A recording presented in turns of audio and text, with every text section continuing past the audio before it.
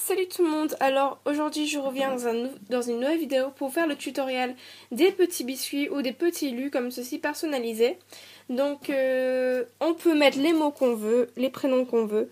Donc moi, j'ai fait moi Beth et j'ai fait Constance Mekefimo, donc Coco c'est son surnom. Donc voilà, après vous faites ce que vous voulez, comme ça. Et ce petit lu est fait sans moule. Donc on m'a demandé le tuto sur Facebook car j'ai posté une photo et sur Instagram aussi. Et je vais tout de suite me lancer dans le tuto. Donc je vais vous montrer le matériel. Donc vous aurez besoin de pâte à gâteau. Donc moi c'est un mélange de différents trucs, de vanille, de hogue, de champagne. Enfin moi je prends pas les mêmes proportionnalités à chaque fois. Voilà. On aura besoin d'un outil à aiguille pour faire les traits et la texture du lu. On aura aussi besoin d'une brosse de maquillage pour faire l'effet cuit, d'une brosse à dents pour la texture et d'une lame pour couper la pâte. Après, pour les lettres, moi j'utilise des petits tampons comme ceci. Donc c'est dans un kit de bracelets, donc c'est pour faire les bracelets comme ceci. Et mais on m'a dit aussi que ça marchait avec des pâtes en alphabet, donc moi je n'ai pas du tout testé. Je pense que c'est plus accessible pour tout le monde les pâtes, donc vous pouvez essayer de prendre ça. Sinon on peut utiliser un dotting tool, un outil dans ce genre pour graver les lettres, donc je vais vous montrer comment faire ça tout à l'heure. Et on aura aussi besoin d'un rouleau pour aplatir la pâte. Et je vais prendre moi une image de référence d'un petit lu, car ça m'aide avec les traits et les points, ou les placer. Donc voilà. Donc on va tout de suite commencer par prendre la pâte et en former une boule et on va l'aplatir et faire la forme. Donc il faut pas que ce soit trop fin parce que c'est quand même un petit lu et il faut quand même qu'il ait les bords comme ceci. Je sais pas si vous voyez ce que je veux dire. Mais après ça je personnel aussi. Hein. Vous prenez l'épaisseur que vous voulez, mais perso je trouve que ça fait pas si beau quand on prend une pâte fine. Donc je vais couper avec la taille que je veux. Donc après tout dépend de la taille de votre la taille que vous voulez votre petit lu. Bien sûr. Donc on va venir couper un rectangle avec la lame.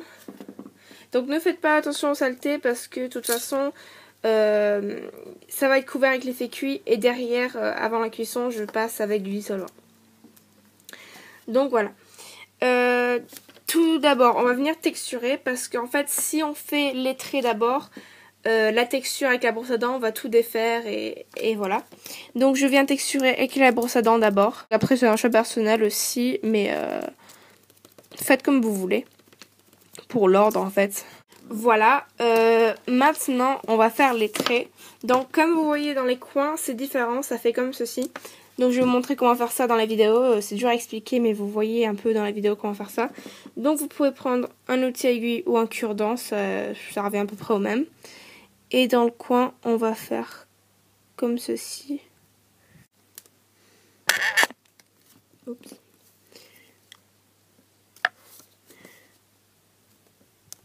Et maintenant on fait les petits traits, vous pouvez soit suivre votre image de référence ou faire au pif. Moi je fais au pif en principe. Pour les traits c'est tout simple, on prend l'outil à aiguille et on fait des petits traits.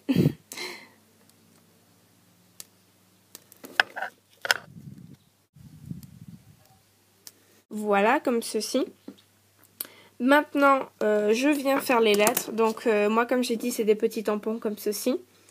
Donc après voilà vous faites avec ce que vous avez. Et je viens appuyer. Vous pouvez aussi faire les lettres avant les traits parce que ça déforme un peu les lettres mais voilà, vous faites dans l'ordre que vous voulez comme j'ai dit.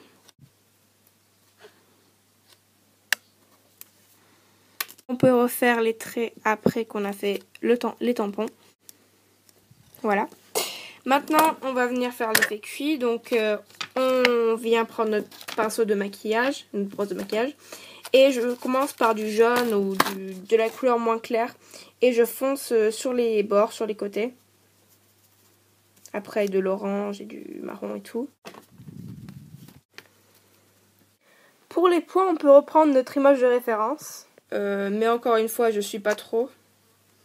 Donc, je viens faire un gros trou au milieu, enfin sur le coin là, pour mettre un anneau. Après c'est votre choix si vous voulez mettre un anneau ou une tigereye. Et on vient faire des petits points avec notre aiguille sur les bords. Moi, je décide pas d'en faire dans le milieu. Après vous faites comme vous voulez. Donc voilà, j'ai fait mes petits points. Et voici, votre création est terminée. J'espère que ce tuto vous aura plu. Et je vous retrouve très vite dans une nouvelle vidéo. Salut!